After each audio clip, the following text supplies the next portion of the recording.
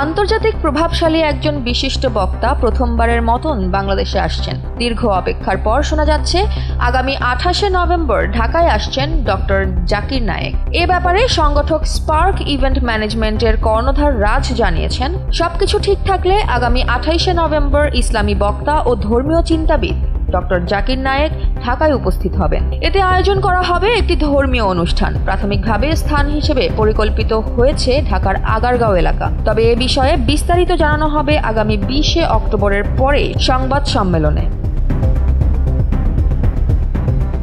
শিক্ষার্থী থেকে শুরু করে ধর্মপ্রাণ মানুষ, বক্তার ভক্তরা সবাই এই দিনের অপেক্ষায় আছেন। কেউ বলছেন এই বক্তৃতা হবে চিন্তার বিস্তার ও আলোচনার মঞ্চ।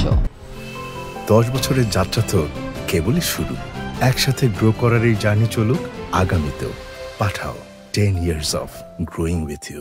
আবার কেউ চিন্তা করছেন ভিড় ও নিরাপত্তার কথা, সবকিছু ঠিকঠাক মতো হবে কিনা।